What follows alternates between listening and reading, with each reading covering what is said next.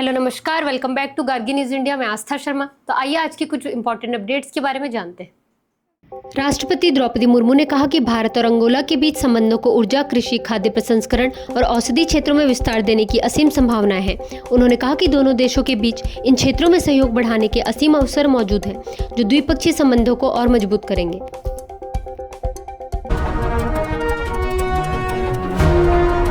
CJI गवाई ने कहा कि कानूनी सहायता केवल दान का कार्य नहीं बल्कि एक नैतिक कर्तव्य है। उन्होंने आवश्यकता जताई कि कानूनी सेवा प्राधिकरणों को अपने प्रयासों को दीर्घकालिक संस्थागत दृष्टिकोण के साथ परिकल्पित और कार्यान्वित करना चाहिए।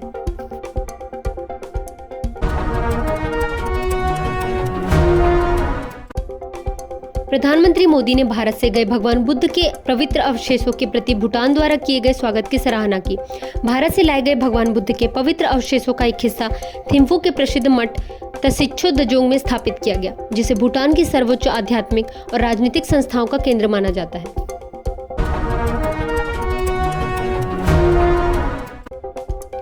मुख्यमंत्री और डीएमके अध्यक्ष स्टालिन ने कहा कि एसआईआर गणना फॉर्म भ्रम से भरा हुआ है और इससे मतदाताओं के नाम हटाए जाने की संभावना है। उन्होंने कहा कि फॉर्म में रिश्तेदारों से संबंधित मांगी गई जानकारी स्पष्ट नहीं है। यह पता नहीं चलता कि यह माता पिता, भाई बहन या पति पत्नी से जुड़ी जानकारी है।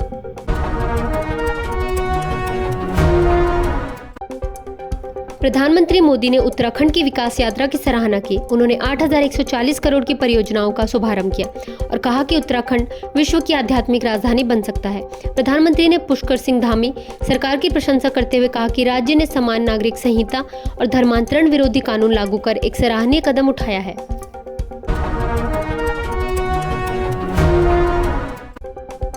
बीआरएस विधायकों की अयोग्यता मामले में सुप्रीम कोर्ट 17 नवंबर को तेलंगाना विधानसभा अध्यक्ष के खिलाफ दायर याचिका पर सुनवाई करेगा। याचिकाकर्ताओं की ओर से पेश वकील ने अदालत को बताया कि 31 जुलाई के आदेश के बाद से कोई कार्रवाई नहीं की गई है।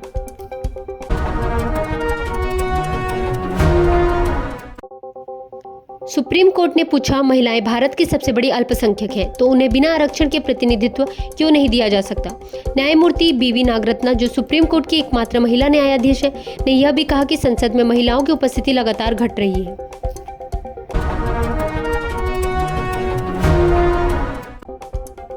कांग्रेस की तमिलनाडु इकाई ने एसआईआर के खिलाफ डीएमके के साथ सुप्रीम कोर्ट का रुख किया है और इसे नए सिरे से नागरिकता सत्यापन प्रक्रिया करार दिया है। दोनों याचिकाओं में यह तर्क दिया गया है कि एसआईआर की प्रक्रिया ने सार्वभौमिक वयस्क मताधिकार और स्वतंत्र व निष्पक्ष चुनावों के सिद्धांतों से समझौता किया है।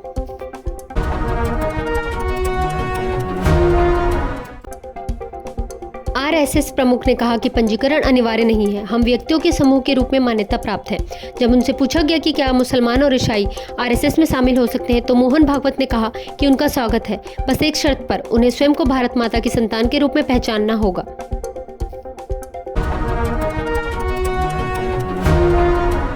पर मौन चुनाव आयोग ने तमिलनाडु में 2 कल्याण योजनाएं रोकी थी।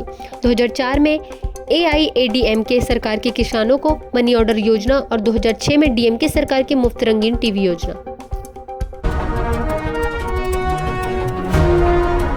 शशि थरूर की लाल कृष्ण आडवाणी पर की गई टिप्पणी से खुद को अलग किया। थरूर ने आडवाणी को एक सच्चा राजनेता बताया, जबकि वकील संजय हेगड़े ने कहा कि देश में घृणा के बीज बोना सार्वजनिक सेवा नहीं है।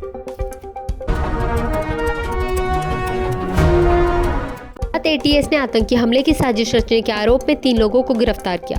बिहार चुनाव प्रचार अपने अंतिम चरण में पहुंचा।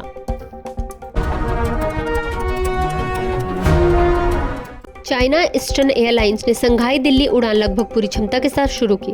एयरबस A330 वाइड बॉडी विमान द्वारा संचालित यह संघाई पुडोंग दिल्ली मार्ग सप्ताह में 3 दिन बुधवार, शनिवार और रविवार को चलेगा।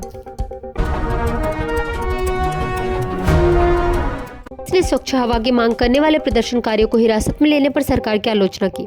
राहुल गांधी ने कहा कि स्वच्छ हवा मांगने वाले नागरिकों पर कार्रवाई करने के बजाय अभी तुरंत वायु प्रदूषण पर ठोस कदम उठाए जाने चाहिए।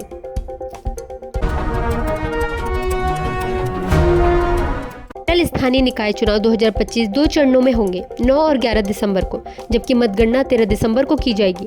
9 दिसंबर को तिरुवनंतपुरम, कोल्लम, पठानमथिट्टा, कोट्टायम, इडुक्की, अलपुझा और एर्नाकुलम में मतदान होगा, जबकि 11 दिसंबर को त्रिशूर, मल्लपुरम, वायनाड, पलक्कड़, कन्नूर, कासरगोड और कोझिकोड में मतदान होगा। बीजेपी ने बेंगलुरु हवाई अड्डे पर नमाज पढ़ने का वीडियो वायरल होने के बाद कर्नाटक सरकार से सवाल उठाए। सोशल मीडिया पर वायरल इस वीडियो में दिखाया गया है कि कुछ लोग नमाज अदा कर रहे हैं और पास में सुरक्षाकर्मी मौजूद हैं जो यह दृश्य देख रहे हैं। विधानसभा चुनाव। कांग्रेस ने कहा कि राज्य में महागठबंधन सरकार बनना तय है और सत्ता में आने पर सभी गारंटियों को लागू किया जाएगा। बिहार में चुनाव 2 चरणों में 6 और 11 नवंबर को हो रहे हैं, जबकि परिणाम 14 नवंबर को घोषित किए जाएंगे।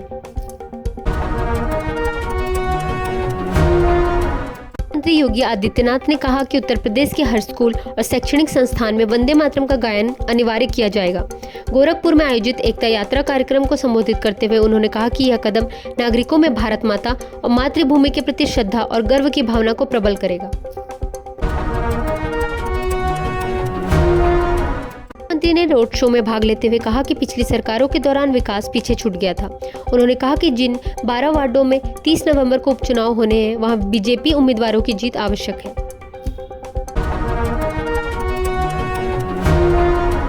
ने वैश्विक तकनीकी प्रतिभाओं को आकर्षित करने के लिए एक नया वीजा जारी किया है, जिससे विदेशी पेशेवरों के लिए रोजगार के अवसर बन रहे हैं। यह योजना चीन के उस प्रयास का हिस्सा है जिसके तहत वह वैश्विक प्रतिभा को आकर्षित कर तकनीकी क्षेत्र में बढ़त हासिल करना चाहता है। अमेरिकी जहाजों पर लगे विशेष बंदरगाह शुल्क को 1 वर्ष के लिए निलंबित किया। यह फैसला अमेरिका द्वारा चीनी जहाजों पर कर रोकने के बाद दोनों देशों के बीच बनी व्यापारिक संधि का हिस्सा है। नेता अभिनय का 44 वर्ष की उम्र में लिवर की बीमारी से निधन हो गया। थुल्लु वाधो इलमाई स्टार के कोई परिवारजन न होने के कारण अंतिम संस्कार की व्यवस्था के लिए नडिगड़ संगम से मदद मांगी गई है। क्रिकेट टीम अभी अगले साल होने वाले T20 विश्व कप की तैयारियों में उस स्तर पर नहीं पहुंची है जहां वह पहुंचना चाहती है। मुख्य कोच गौतम गंभीर ने कहा कि टीम के पास अभी भी पर्याप्त समय है और उन्होंने फिटनेस के महत्व पर भी जोर दिया। डोनाल्ड ट्रंप ने अपने टैरिफ नीति का बचाव करते हुए कहा कि इससे अमेरिका सबसे अमीर और सबसे सम्मानित देश बना है। उन्होंने दावा किया कि अमीरों को छोड़कर हर अमेरिकी को टैरिफ राजस्व से जल्द ही कम से कम $2000 मिलेंगे। पार्टी के बिहार संयोजक धर्मेंद्र प्रधान ने विपक्ष के इस दावे को खारिज किया कि एनडीए में सब कुछ ठीक नहीं है। उन्होंने मुख्यमंत्री नीतीश कुमार की प्रधानमंत्री नरेंद्र मोदी के विधानसभा चुनाव प्रचार से अनुपस्थिति को लेकर उठे सवालों को निराधार बताया।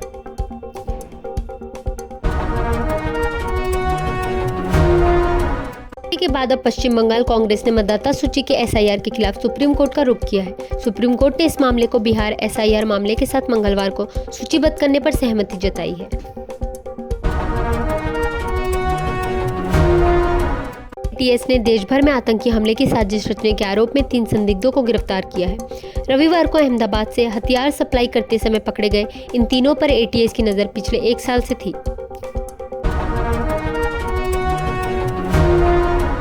सीनेटरों ने 40 दिनों से चल रहे सरकारी शटडाउन को समाप्त करने के लिए समझौता किया है। यह समझौता भविष्य में अफोर्डेबल केयर एक्ट की सब्सिडी बढ़ाने पर वोट के बदले हुआ है।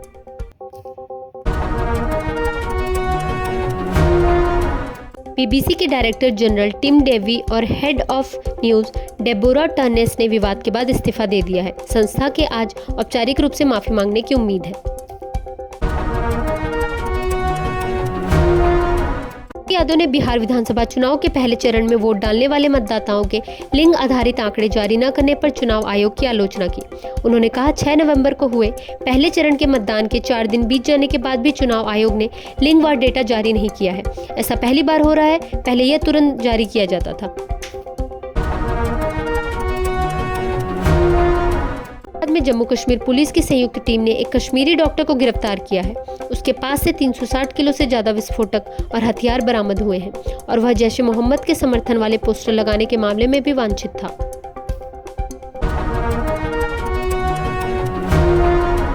मोंगा की शिक्षा एंटरटेनमेंट ने निर्देशक कार्तिक सुब्बराज के साथ नई तमिल फिल्म के लिए हाथ मिलाया है।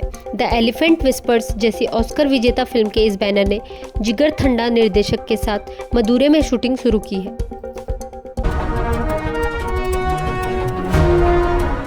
तो ये थी आज की कुछ बड़ी खबरें। बने रहिए गार्गी न्यूज इंडिया के साथ। मैं आस्था शर्मा आपसे फिर मिलती हूँ। धन्यवाद।